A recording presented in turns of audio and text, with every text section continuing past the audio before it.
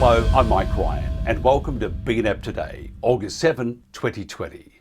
Coming up soon, we visit Fiji and find out just when the world's happiest country can start welcoming visitors back to the islands. This is one story that there's a lot of bulla. As tensions rise with China, there's one market right on Australia's doorstep that is simply bursting at the seams. Soon we speak with Phil from the Australia Indonesia Business Council.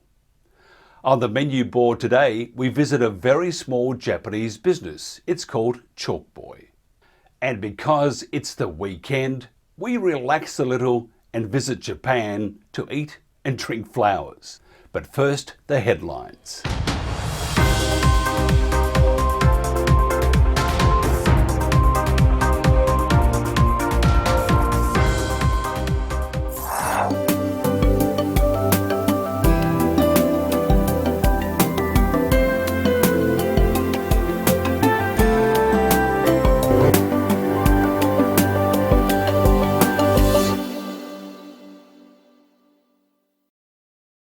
We are lions.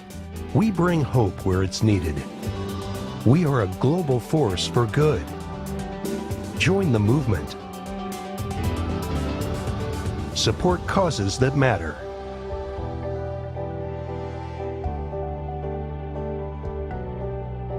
Change lives. Change communities. Change the world.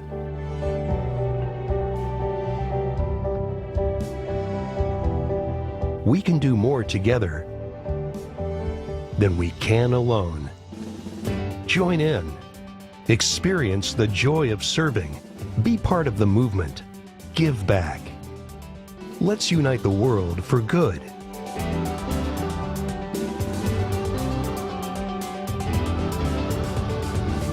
We are lions. You can be too. Visit weserve.org. While the number of coronavirus cases across the Pacific remains low, several countries across the Pacific remain COVID-free and continue to enforce strict border closures. The economic impacts have devastated tourism and import-dependent economies.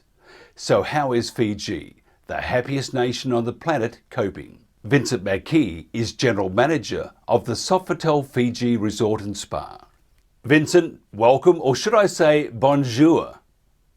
Bonjour and bula. Bula! I have been practicing that for a long time. Bula? I think you should go with bula. No, but what about bula vanaka? No, and I will respond to you, Mike, bula vinaka. You know, Fiji is such a beautiful place, happiest place in the world. Tourism, and a very, very important part of Fiji. How is Fiji faring at the moment? Well, Mike, the pandemic, COVID-19 has and continue to have a devastating effect on the island nation of Fiji. Essentially, since March this year, the borders of the world were shut down. The hotel industry, which accounts for 43% of the GDP of this country, has come to a standstill. And also, to add to that, directly or indirectly, 18% of the population is associated to the industry itself. So I would say that we are doing it the tough way at this point in time. And with no real changes for the foreseeable future. So what about the just the locals who have such a small wage anyway? How do they get by with COVID-19 being so ugly? Fiji is a very resilient nation. As an emerging country, a developing country, Fijians are very resilient. And since the start of the pandemic, one thing that is quite amazing across the entire country, main island of Fiji at least, is that Fijians went back to what they know, which is working the land and fishing. So very much on a subsistence approach, whilst the economy itself is a bit at a standstill. So things are working, and the community spirit within Fiji is something that has always been there and has always been very strong. So throughout the villages that you drive across the island, you can stop and you will still have those smiles across their faces, and one is helping the other, essentially. They talk about a travel bubble between nations. Is there a travel bubble at the moment with Fiji? I mean, you see flights to Hong Kong still, to China, not that many because of COVID, of course, but there are some flights. Are there any flights at all into Fiji? I said the flights stopped in March this year, with a few repatriation flights early April. But since then, there's been really two levels of flights coming into Fiji. Fiji Airways, our national carrier, are doing currently weekly cargo flights to Australia, New Zealand, and the US, but they are not allowed to carry passengers by law. And there's one flight currently serviced by Air New Zealand every Thursday for citizens, residents, and working permit holders to come back to Fiji. But when it comes to tourism itself, at this point in time, we're very much at ground zero. When do you see flights resuming? I know before we mentioned how long is a piece of string, but do you have any idea when flights could start resuming flying to Fiji? Look, the most optimistic approach for us at this point in time would be towards the later part of the year, that is late November, early December, and that's very optimistic. And if that was the case, we can only see a select few destinations being involved in that bubble. Primarily, I would say other island nations of the Pacific, being Samoa, Tonga, Vanuatu. As Fiji, they are COVID contained. And we would like to think that New Zealand will join us in that bubble sooner than later. There has been talks between governments taking place, but yet again, very much at the early stage of those discussions. But if New Zealand was to come back and enjoy the facilities and our great beaches here towards the end of the year, that would be a blessing for us.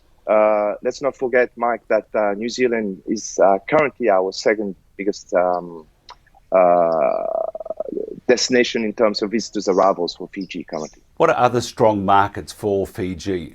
So Australia is our number one market and will very much remain so, hopefully in the future when things will settle back in Australia.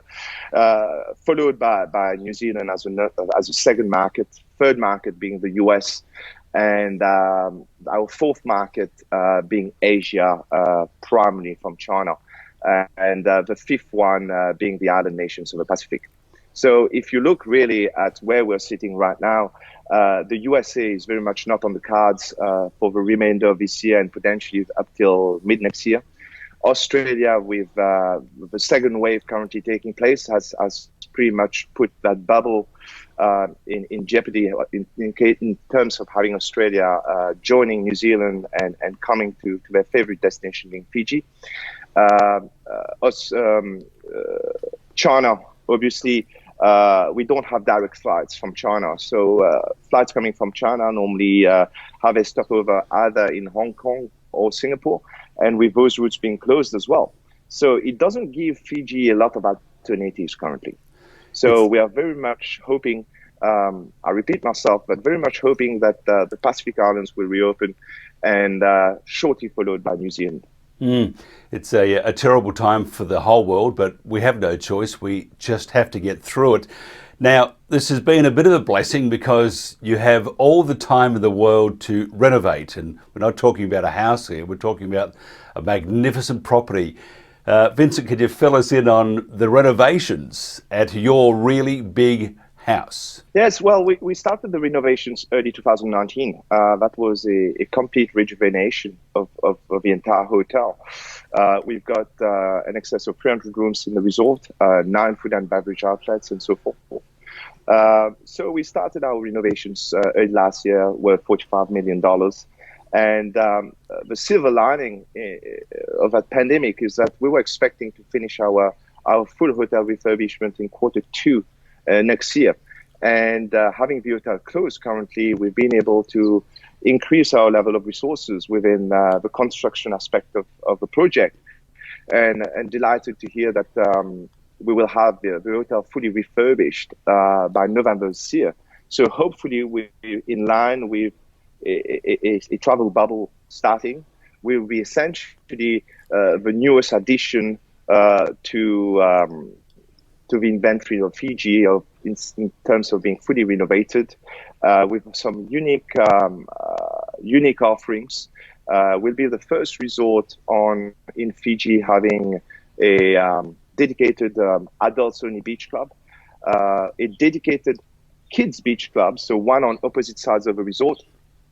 As I said, 9 outlets, but within those 9 outlets, we've opened a great product actually just before Christmas, which is called Republic, which is the #1 nightclub currently in Nandi, and that has enjoyed amazing patronage since we opened in December, and unfortunately currently shut.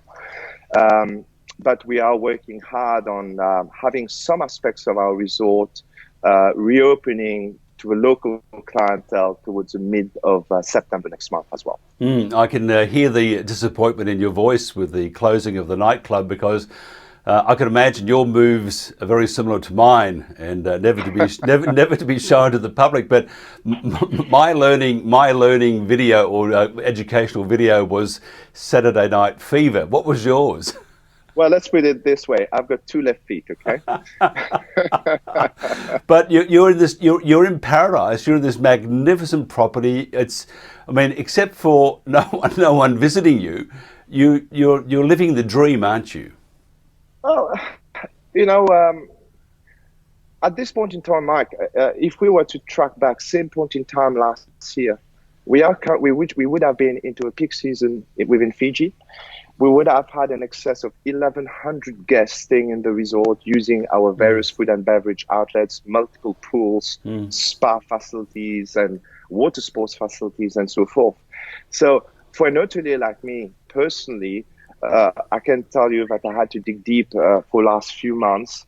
We are officially in our 5th month of full closure. And yes, it is daunting. We had up till March, 550 employees in the resort. Currently, we've got an excess of 40 staff only working at the hotel, maintaining the grounds and the assets. So the frame of mind has drastically changed, I must say. Just terrible. How do you think, though, the industry will be once hopefully we can put COVID-19 to bed? Will it be strong? Will there be a bit of a curve? What's your vision? Well, it's interesting to say that, Mike, because at the end of the day, everyone's talking about the financial impact of the pandemic. Let's not forget it. It is a disaster in terms of financial impact. As I said, 18% of Fiji, of the Fiji population is indirectly or directly works within the industry. But we also need to see it somehow differently, that every calamity brings opportunities as well. And that's where I would like to focus my team's energy at this point in time, on the opportunity of creating further elements of aspirational tourism, to be more sustainable in our approach to tourism, and also, especially for Fiji, to have more community involvement within a business like ours in the future. And I think these are the opportunities that we should be thinking of. Yes, the financial impact is big, but we've got an opportunity to review our industry in the future and to make it even more exciting, not only for our guests coming, but for our ambassadors, our staff within the hotel, and also our local community. So how are we going to actually shape it in the future? And that is the exciting aspect of it. When you open and somebody from, say, Europe or US, China, Australia, New Zealand, were going to pop over to Fiji for a bit of a swim, tan, spa, get rid of that stress. What would you suggest they do to eat? What would be your favourite dish and a libation to follow? Let's tease people, Vincent. I would like to think that if one comes back to Fiji and when the borders reopen, is to put your frame of mind of living like an islander, and really embracing the culture, because the Fijian culture is something which is just amazing.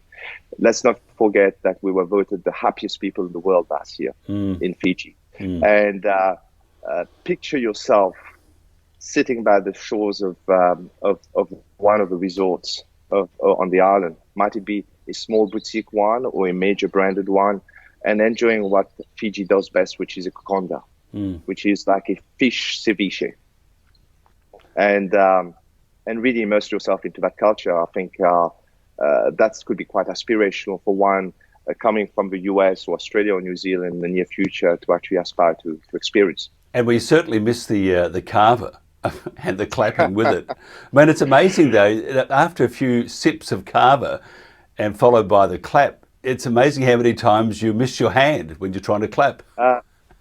It is quite amazing. It makes you quite numb, actually. And personally, for me, when I drink the carver, it makes me very sleepy. So it has different effects on different people. But very much what we call it, the grog of choice of Fiji. I love it. That's an all-class act there too, Vincent. The grog of choice. It's all I can say is thank you very much, or in your native tongue, au revoir, or what? How do they say goodbye in Fiji? Goodbye in Fiji would be, I would say, more. More? More. More. I think I'll stick with Bulla and Bulla Vanaka. Mark, thank you very much for your time.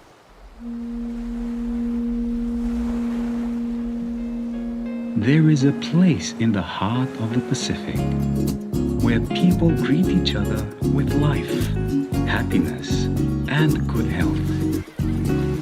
Where Bula is more than just hello, but a feeling buried in the soul of every Fijian. To care for our family and neighbors, find humor where there is little, and hope in uncertain times.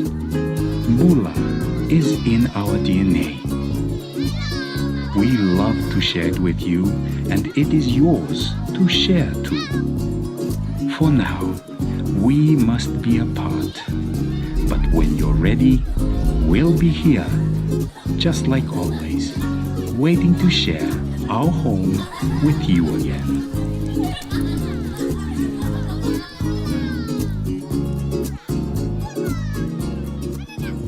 Coming up next, Phil Turtle from the Australia Indonesia Business Council.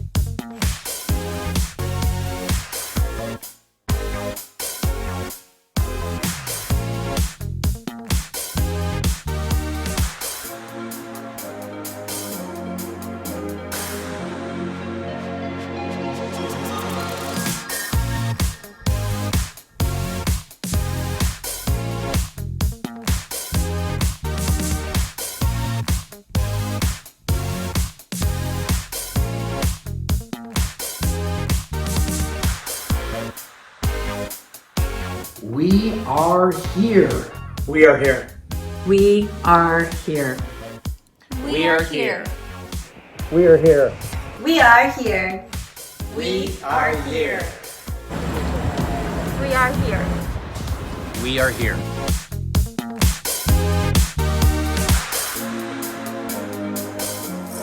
Phil Turtle is president of the Australia Indonesia Business Council, known as the AIBC, the peak non-profit business association involved with the promotion and facilitation of trade and investment between Australia and Indonesia. Phil, thanks for joining us. Good morning, Mike. A pleasure to be with you. How did you come to be involved in the Australia Indonesia Business Council, otherwise known as AIBC? Well, it's a bit of a long story, I guess, like many, but through my professional career in engineering and mining, being based here in Western Australia, a lot of the projects I was working on took me into the Asian region. I'd spent a lot of time in China, in Singapore, in Malaysia, and also in Indonesia, particularly on coal mining and other projects. I guess I just built a personal passion for the country and recognised the great opportunities. And having been doing that myself for a couple of years, I was introduced to the AIBC through some friends and was very impressed in what they were doing and the calibre and diversity of the people who were engaged with that organisation. So as I do with some things, I put my membership money on the table and said, well, now what do I do? And I've had the good fortune to be in a leadership role with the organisation for the best part of a decade and now serve as the national president, a role I've had for the last 3 years. And our organisation is represented all the way around Australia in all 8 states and territories, so we've got a terrific footprint. And work very closely with our counterparts, the Indonesia Australia Business Council in 5 cities in Indonesia. What's the main objectives of the AIBC? Well, we're a membership-based organisation, so primarily we're interested in serving the needs and interests of our members.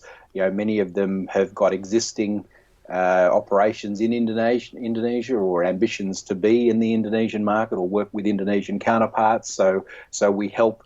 I wouldn't necessarily describe our organisation as a club, but that's kind of the feel we like to have, where we bring together like-minded people who've got a range of experiences, good and not so good at times, where we can bring them together for networking and other events, a good exchange of ideas and contacts and business opportunities and the like. We do that in both countries with our counterparts, and also advocate to government on their behalf when particular regulations or other issues come up from time to time. So we're very responsive to the needs of our members, and our membership is really across all sectors. We're in mining, oil and gas, power, infrastructure, tourism, agribusiness, education is normally a big one. Of course, COVID-19 has impacted heavily on international students and the like, so how that develops with COVID hopefully resolving in the not too distant future. And of course, a big focus on the emerging sectors, fintech and cybersecurity are really front of mind in both countries. How are they coping with COVID-19? It's a terrible thing, and it's retarding the world quite quickly now. What about with Indonesia and with your members? How are they getting through this? Well, Indonesia's been hard hit like many countries, and business is heavily impacted. Not being able to travel often. For our Australian businesses particularly, often there'd be a regular exchange of visits by the executive teams and the like. But a lot of that, of course, is now being done in a virtual way, just as we're talking on Skype today. I don't think I've seen more webinars and Zoom meetings and things like that. So I guess business is adapting to the new normal, but unfortunately the new normal seems to be redefined on a daily basis. And one of the things I'm particularly proud of, and on any other day also, Australian businesses going into Indonesia are seen as being very good corporate citizens, and they're doing their best to look after their staff, who are obviously reliant on their salaries to look after their families and the like. Here in Australia, we're very fortunate that our governments have been able to respond strongly and help stimulate the economy and keep businesses afloat. Indonesia, with their vast archipelago and their diversity, etc., and their bureaucracy, is perhaps not as efficient as Australia in doing that. So it really does come down to a lot of the individual businesses to doing what they can to keep their people afloat. You've been very involved in the Indonesia-Australia Comprehensive Economic Partnership Agreement, which came into operation last month after 10 years of development. What are the big wins and the challenges for this for both countries?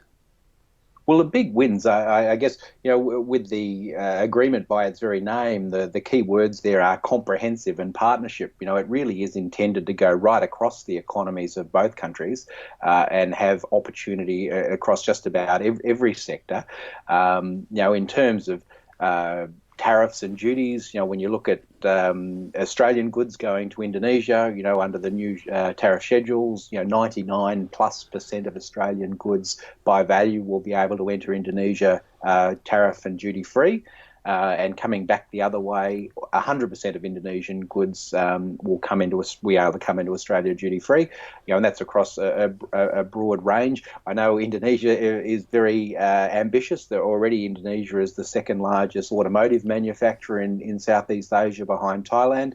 It has great ambition in electric vehicles, and there are special provisions under IA-CEPA for the import of Indonesian manufactured electric vehicles into Australia, which would be wonderful to see that. And I guess the complementary opportunities are Australia is also very strong in the battery minerals, the lithium and cobalt, nickel and other materials that go into those. So there's good complementary opportunities in those sort of sectors. But again, in the traditional areas of cattle exports, in grains, in dairy, agricultural products, in education, services, there are new opportunities with attractive quotas, along with the reduced tariffs and the like. So there really is, up for business to delve into the agreement in detail to see what is in it for their particular sectors. And again, I would point people towards the very comprehensive Department of Foreign Affairs and Trade website or their portal on the agreement, which goes into great detail of what, sector by sector, what the pluses are. But again, in the partnership sense, obviously we are looking for opportunities for greater import and export, two-way trade, but also driving opportunities for Indonesian and Australian businesses to work closely together to exploit opportunities throughout ASEAN, the broader Asian region, and globally. And there are many examples of Australian IP being matched with Indonesian manufacturing capability, exporting a range of goods from kitchen equipment, work boots, fishing lures, high-tech equipment, all sorts of things. We've seen that model working very effectively. So keen to explore how that can be spread wider. And you ask about challenges. I think historically, when we've been developing the agreement, one of the frustrations which had come out is Australia's very keen focus, understandably, on our major trading partner further to the north in China. And anecdotally, so Indonesian business was often amused that they tell the anecdotes of looking up in the sky to watch the jets fly over them from Australia to China. So, with some of the trade tensions globally, there should be a greater focus for Australian business on Indonesia than there has been historically, particularly with this new agreement. So for us too, we see a great role for us in the advocacy of the agreement, getting the message out to as many businesses as possible about what could be in it for them, and excite them about what they can do in our near neighbour Indonesia. How is the Indonesian economy at the moment coping with COVID-19? Well, it's been hit hard like many. I think only yesterday there was the latest GDP announcement, and there was a Q2 drop of 5.3% on Indonesia's GDP, and unfortunately, 3.7 million people becoming unemployed. So the economy has been hit quite hard. But even as we saw in the GFC, Indonesia had quite a resilient economy because it has a large domestic demand and population. So it kind of rode out those storms better than many. And earlier forecasts saw Indonesia's GDP, which normally tracks around plus 5% year on year, dipping to close to zero, but then picking up again.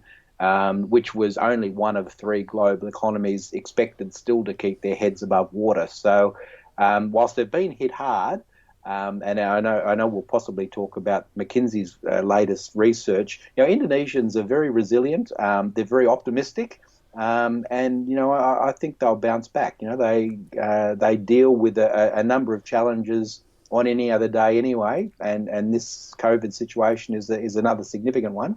But I'm confident Indonesia will ride this out quite well. Richard van der Schaar from Indonesia Investments was saying a couple of weeks ago that Indonesia's made up of micro, small and medium businesses. I think it's about 97% he mentioned, and yet the government is saying, because of that very reason, it's saying we must get back to business.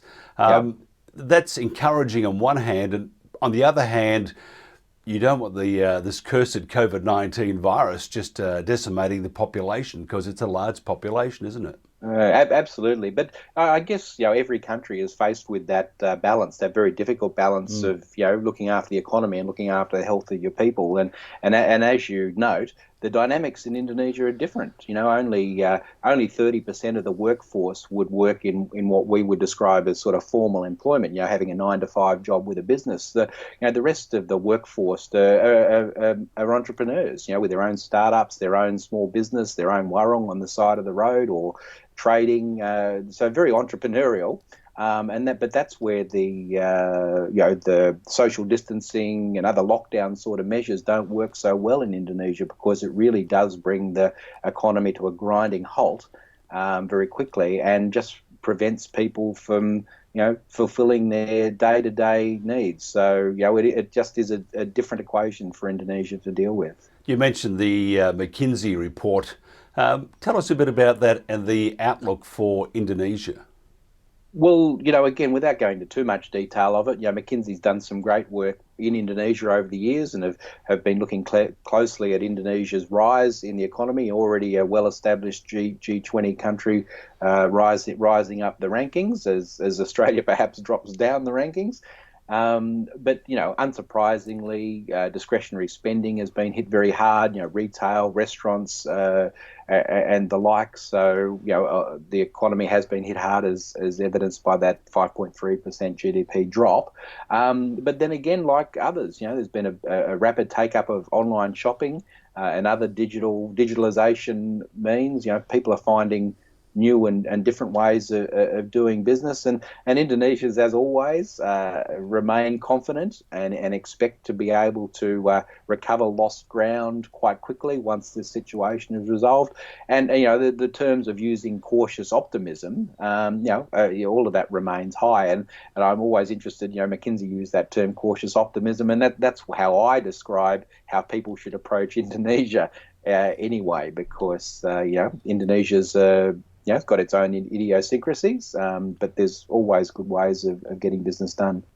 Now, Australia Indonesia Business Council, or AIBC, much easier to say after a few drinks, but it's far too early for a few drinks, but 10 coffees certainly gets you going, let me tell you. I'll be looking forward to my first of the morning soon. What's the easiest way to get hold of the AIBC and yourself? Well, I guess we do have a website and various social media channels. The best one is to find us at aibc.com.au, and that will link you to the other facilities we have and their broader organisations. That's always a good starting point. There's a nice big button in the middle of the screen to sign up for our newsletters or become a member. So doing either of those will keep you engaged with us. We have a very vibrant program of particularly online events at the moment. So we've had some very interesting programs. We recently launched the trade agreement with Minister Birmingham, and I think we had over 1,700 registrations for that, or people online in both countries, and it was very encouraging to see the new faces and the new names, because I guess with any groups like ours, you do get the usual suspects. You see you find sometimes you're preaching to the converted, but it's great to see we're getting a lot more unconverted at the table. Fantastic opportunities for many businesses. Indonesia, a great first stop and a continuing port of call, the AIBC. Phil, thank you very much. You're very welcome, Mike. After this break, we visit Japan. Fabric masks should ideally have 3 layers: an outer layer, an inner layer, and a middle layer, which can be an insert or can be another fabric layer. The inner layer, which comes in direct contact with your face, should be a hydrophilic material, meaning it will easily absorb droplets from your exhaled breath. An example of this material is a cotton. It is important to select a light color such as white, which can help determine when it is soiled or wet. A good place to find this is in a woven or knit cotton t-shirt. The middle layer should go into a pocket between the inner and the outer layer like this and should act as a filter. This should ideally be a strip of polypropylene fabric, which is a spun-bound, non-woven fabric material. The outermost layer should be a hydrophobic material. This means that the fabric will repel droplets and moisture. This can be made of a synthetic material such as a polyester or a polyester and cotton blend.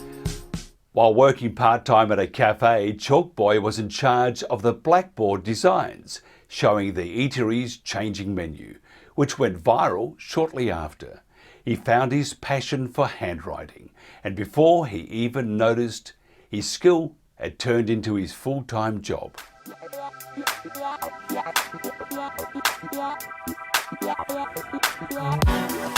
Chalk Boy という名前で、カバンを作ったりとか、主に手書きで書いていってるって感じですね。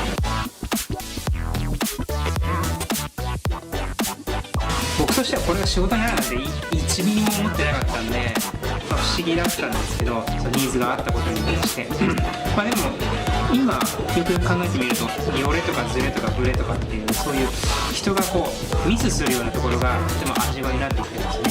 手で書かれてある方がよりこう音声が聞こえる感じで文章を読めるというか。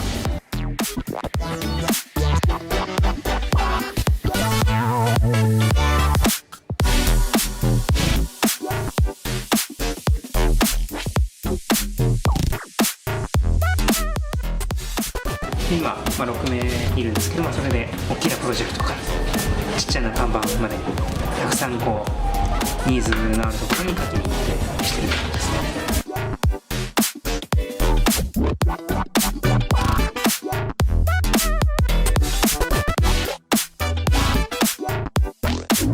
カタカナがね結構面白いなと思ってて、今、海外でもカタカナなんかクールだねみたいなのがあったりして、そのどこがクールなのかちょっとまだなんかリサーチが完璧にできてないんですけど、でかいの書くのが楽しいんで、この人数じゃないと無理だったよねとか WHW に頼まないとできなかったよねっていうような仕事をやっていきたいなって感じですね。And because it's a weekend, and because we love Japan, both your eyes and taste buds are in for a treat at Hanabar in Tokyo.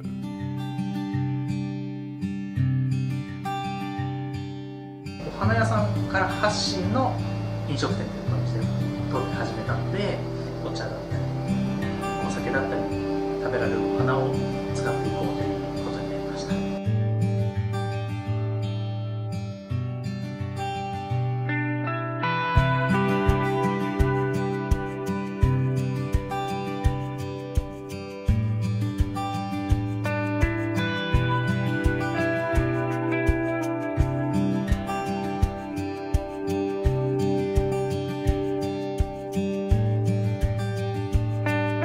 女性がメインですね。バーの方だとクラフトビールとかウイスキーも置いてますので、お酒好きな男性が9時以降ぐらいになる男性がちょっと増えてきたりもします。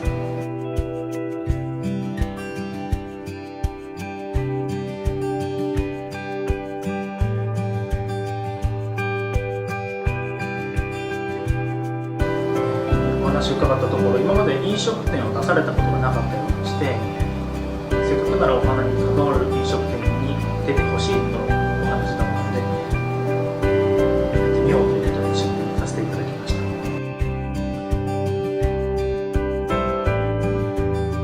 今後ですね、土日限定でカフェタイムを設けていこうかなと考えております。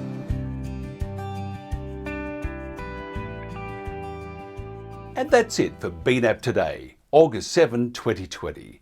Have a great weekend, be safe, be kind. I'm Mike Ryan.